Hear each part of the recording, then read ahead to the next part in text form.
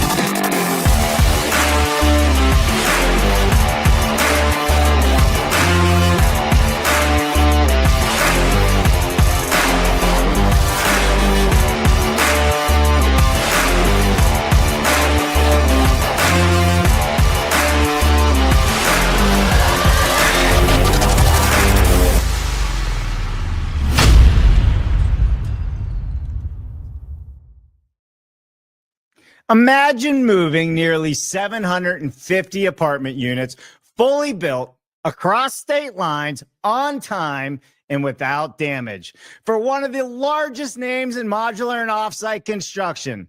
That's the kind of scale and precision we're talking about today. I'm thrilled to welcome Daryl Snyder, owner of Specialized Transportation, which isn't just hauling boxes, it's delivering critical infrastructure. From modular data centers to tens of thousands of square feet of housing, they're redefining what moves means in construction and technology. But before we get into any and all of this, we got to give a few big shout outs to some of our supporting members, like Cobalt Creed. They service builders, developers, prefab home builders, and manufacturers, allowing them to achieve the highest levels of comfort, indoor air quality, and low energy costs with their HVAC system installed for their projects and their clients. Their approach is simple. By using their proprietary small-duct, high-velocity central heating and cooling system. If you want to learn more about Cobalt Creed, please go to their website and check them out, cobaltcreed.com. All right, now a few more words from these supporting members, and we're going to get right into it with Daryl. CombiLift is the largest global manufacturer of multi-directional forklifts and straddle carriers, a leader in long load handling solutions, offering a free warehouse and site optimization design service. CombiLift helps companies of all sizes and from every industry maximize the capacity, safety, and efficiency of their warehouse and storage facilities. A big thank you to Paul Short and the team at CombiLift for helping us all to build it better. Visit them at combilift.com. Forward Solutions Group is successfully driving companies to succeed where others have failed. Are you looking to start a factory, optimize your existing factory, streamline your production, or take your team to the next level? Whatever your needs are, Forward has a solution for you. Reach out to Ben at forwardsolutionsgroup.com.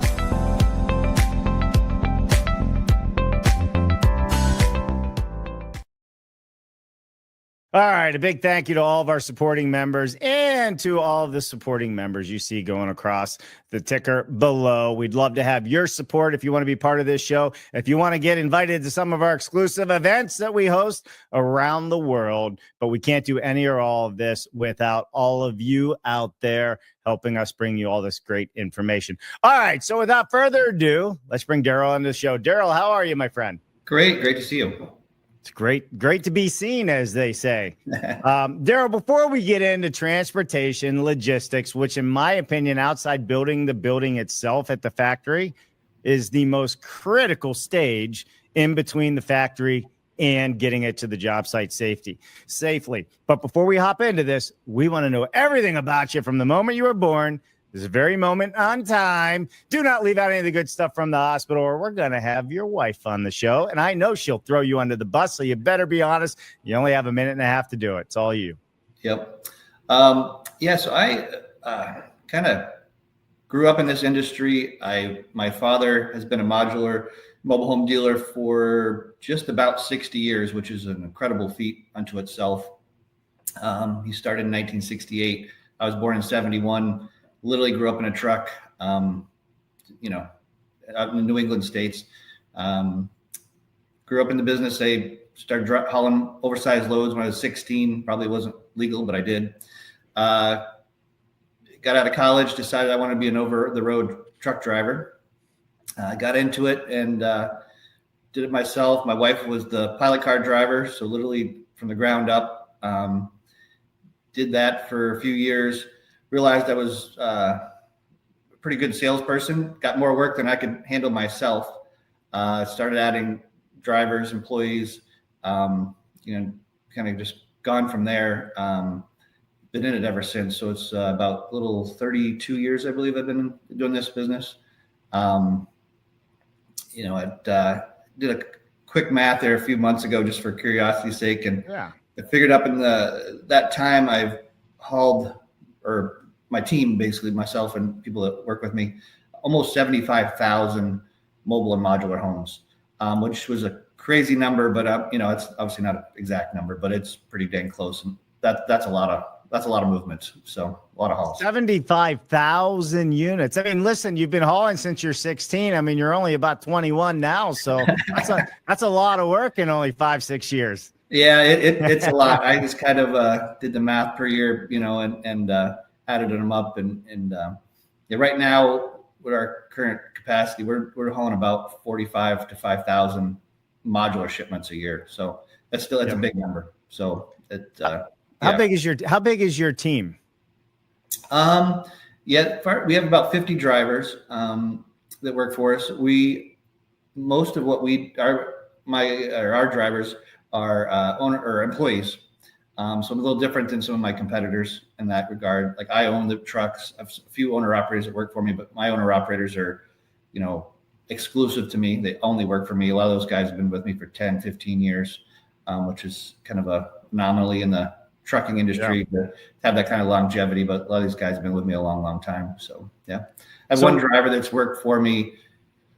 I think he was my third driver ever, employed, and he's been with me the entire time. So it's crazy, but literally we kind of grew up together. So, yep. Yeah. So I want to highlight something here. So you have, this team exclusively works for you. You're not a broker where you're just getting business and then trying to find drivers all over the country. You have drivers all over the country that are part of your team and work nonstop for you. Correct. Yep. They're our guys. They work for us all the time. 100% dedicated to us. This is all we do. We don't, I'm not a freight guy that tries to do modulars. I mean, I'm a modular guy. That's it's the only thing we do. So, yep. Yeah. Well, modular. So I really want to get into this, because modular means a lot of things. But before we do that, can you walk me through some of the logistics of transporting? Because I think we were talking offline. Your last project was like 748 modular units for the Henry at Klein Mills, I believe is what you said it was. Correct. What is the logistics on that and the planning that has to go into that many units moving across the highway? Yeah, that's probably the single biggest project we've done with, just number of floors, units. That was coming out of Modern Living in Knox, PA, going to Elizabethtown, Pennsylvania for Gray Star, which are, kind of similar to the same company. We're shipping 7 to 10 floors a day, 5 days a week for months on end. It's a huge project. We just finished that up 3 weeks ago. Actually, last week I was in Elizabethtown for the kind of topping off party, which was fun to see.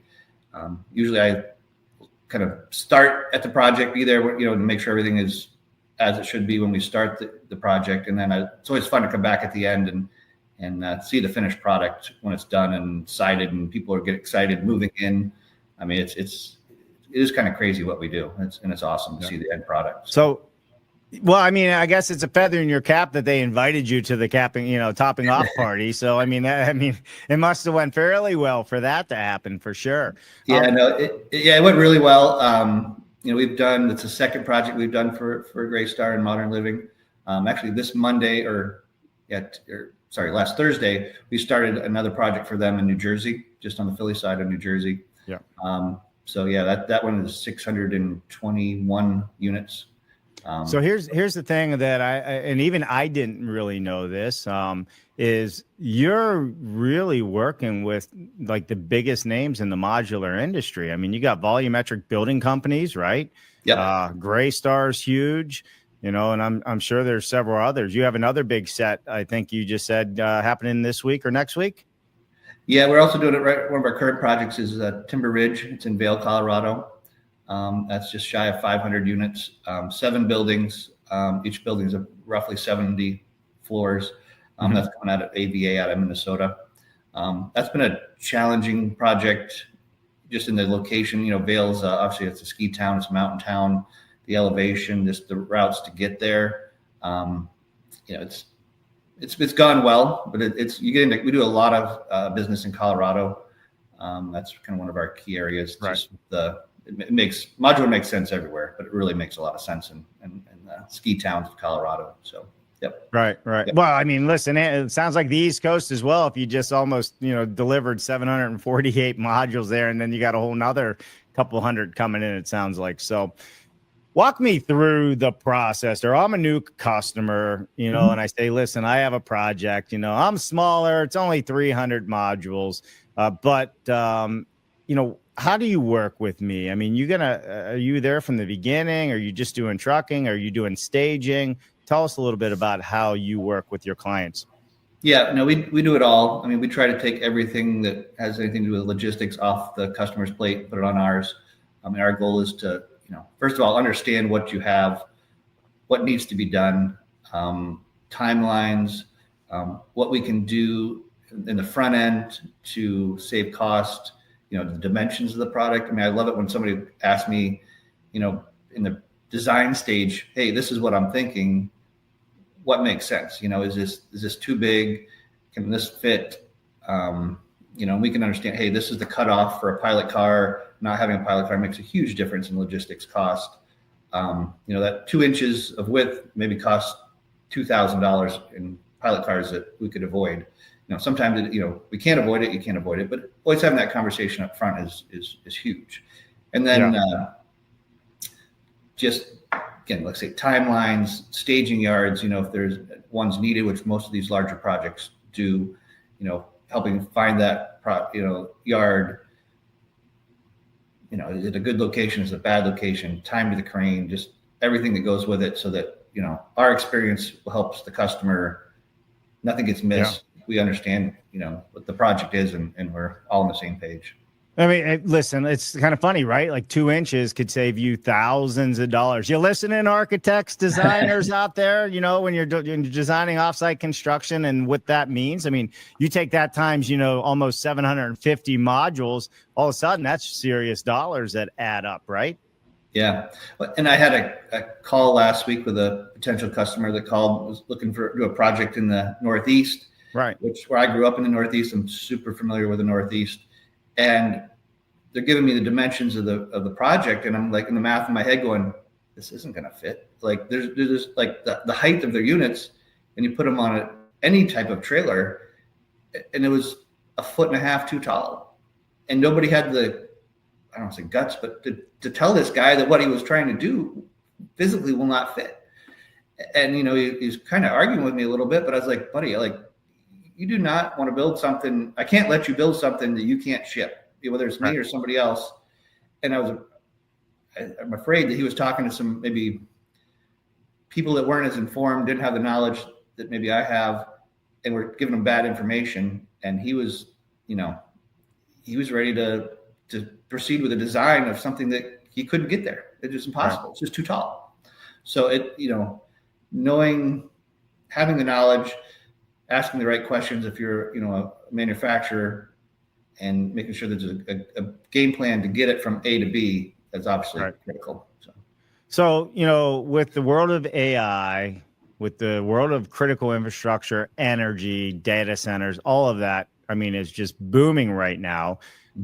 You guys are in that mix, but there's so many new players coming on that are opening manufacturing facilities to build their own modular data centers, right? Because I think it's like every minute down, it's millions of dollars for these folks. So, do you bring that same level of expertise to them when they're designing and building these data centers and how they're going to ship and where they're going to ship to?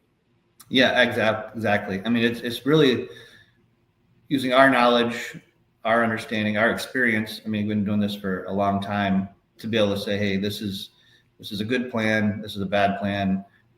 Making the corrections to make sure that what they're asking to do or want to do is doable and getting it there on time and safely. So yeah, it's manufacturers, they want to do their part. That's why they need to rely on us to do our part.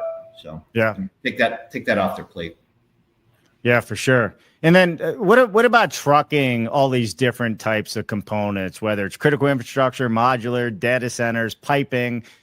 You have different carriers and different trucks for the different needs?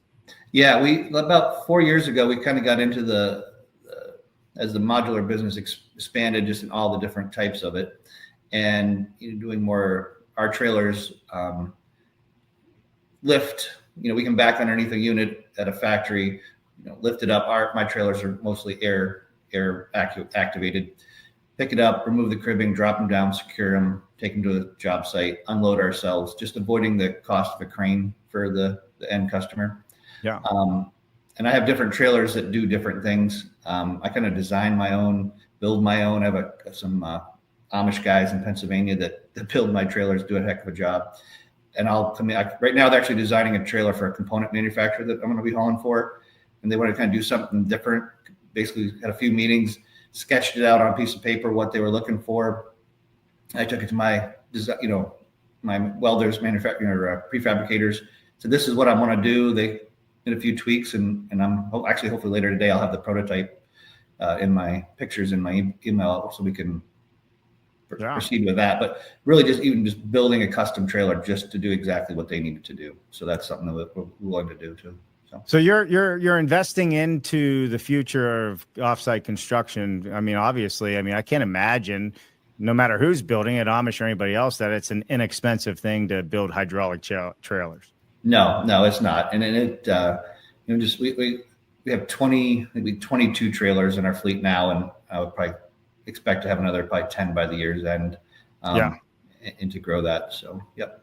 We also kind of interesting little, what you get into in this business. We actually have a modular houseboat manufacturer that we haul for.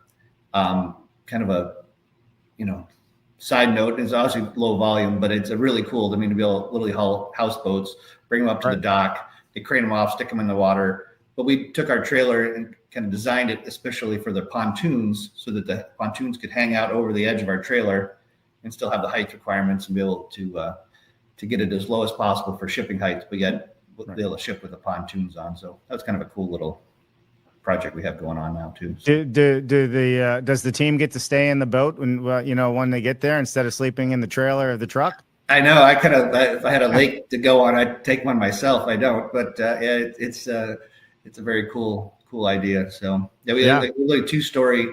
We'll haul 2 pieces and they'll crane the top onto the bottom. So we have a 2-story houseboat. They're amazing. So very cool. What would you say for people? I mean, you're working with big companies. Greystar is huge. Volumetric Building Company is huge.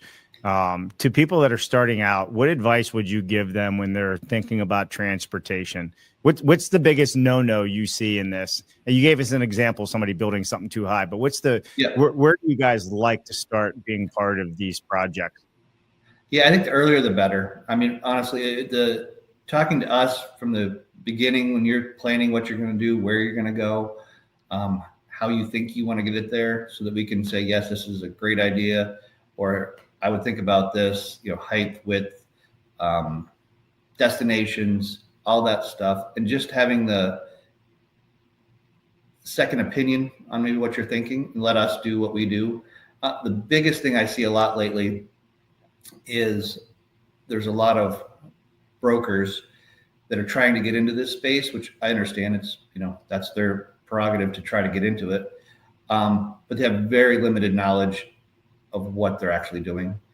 And these guys will bid jobs with a manufacturer, but call myself and say, hey, I don't really know what I'm doing, but can you help me out? I'm like, we don't need the middle guy, in my opinion. Again, I'm obviously being concerned about our industry, but it make sure you know the person you're dealing with as a manufacturer, that they actually have experience, that this isn't their first rodeo. So, yeah, no, 100%, 100%. Well, you know what you should do? You should put a list out there that says, hey, these are all the things you should ask your transportation person when you're looking to hire them, right? Because I'm sure you could educate the hell out of everybody out there just on these are the questions I would ask. And if they don't have the answers, especially if they're going to deliver a couple hundred units, because one missing module on a modular project that hits a bridge or whatever the case is, I mean, it stops the whole job, right? Yep. No, exactly. That's a great idea, because literally it is I have out of years of doing this, I don't even have to think about it, but all the questions that I ask right off the bat, and they go, you don't want to have any surprises. That's my job, is to make sure there's no surprises. So, yeah. In your truck, so do you guys use GPS, track everything, so the client has insight to, what's going on, where things are moving to? Because I would imagine these bigger companies would expect that. Yeah. Yep, we do. We have GPS in all our trucks. Have a dispatch software for ourselves that'll track, when we deliver, we take pictures of the units, make sure if there's anything, damage is rare, but it does happen, just say, hey, here's a plastic rip, whatever the case may be. We have that, right on, captured right at time of delivery. So yeah, for sure. I always said on these big projects, they should be putting air tags inside of all of the trailers. Then you can visually see that everything's being staged by the numbers it's supposed to be staged. I don't know if you guys do anything like that, but that just came to my mind. I'm like, I would be air tagging the hell out of 750 units. No, yeah, we haven't done that, but like all our trailers are also GPS tracked too, so we can see where our trailers are. But when there you go. When they're unloaded at a staging yard, then obviously that goes away. But mapping out staging yards is a huge process too, getting it the boxes unloaded in the specific spots, so that when we come back, weeks later, a month later, to actually shuttle it to the crane, that it is in the position it needs to be in. So we're not repeating doing something, doing it twice, basically. Where do you see the future of modular infrastructure and critical infrastructure? And I kind of put data centers in critical infrastructure, because no data centers means no internet, AI, all this fun stuff. So where do you see this heading over the next 5 years? And what do you personally see as the biggest opportunities? Yeah, I mean, I'm a 100% believer in modular in all regards, all aspects of it. There's modular apartments, hotels. Next year, we have quite a few dormitories on the books that we have scheduled for next year, which I haven't done in a little while. So that's kind of an exciting thing for us. The data centers, critical infrastructure. There's so many things that can be implemented with modular that should be implemented. I feel like we're still in our infancy. I mean, honestly, hopefully we'd be farther along than we are, but I think we're on the right track. And with the AI, the more you can build in the factory, the better off you are. I mean, I always kind of use this example. It's kind of silly, but it isn't. You don't go to the lumber yard, buy your lumber, come back and, personally build your, try to build your house in your driveway. Same as you don't go to like an O'Reilly's. I want a carburetor, I want a transmission, I want a motor and 4 tires, and try to build your car in your driveway. It just, why would we do that? I mean, like Henry Ford was onto something, and we need to stick, he was smarter than us. So. Yeah. You can get black, or black, whatever color you want. He did simplify the process for sure. Yep. But yeah, 100%. The building offsite, it makes so much sense. The cost of labor. So we do a lot of into Colorado, into the ski towns. That's a big part of our business. And just with labor, and there's just the trades. Hopefully it seems like there may be a switch back to the trades. I know my sons are pilots, but a lot of their buddies are getting electricians and plumbers and just into the trades, which is a great thing. But gosh, we need that. So hopefully there's a change around, and that part of the employment will grow. But again, will outpace that even as it goes. So. Yeah, no, for sure. We are seeing a resurgence in the trades. And I think, go to trade school, come out with very little, load of very little debt whatsoever and make $50,000 to $100,000 in the first couple of years of doing it. I may quit what I'm doing and go get my electrical license. I know. Some days I wish I could go back to driving, but I do it for a few days and I realize it maybe not. But we need people to work. We do need people to work.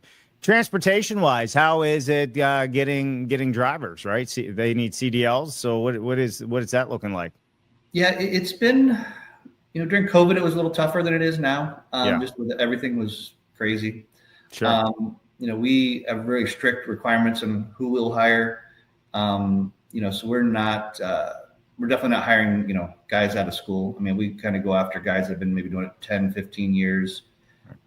Looking for a challenge. The guys that want to make more money. I mean, we pay very, very well. So we have a high bar of what we do. So obviously, you're hauling an oversized load down the road. You need to be a skilled driver. So it's not easy, but it's been the last couple of years have been better. We can find the guys we need. So yeah, for sure.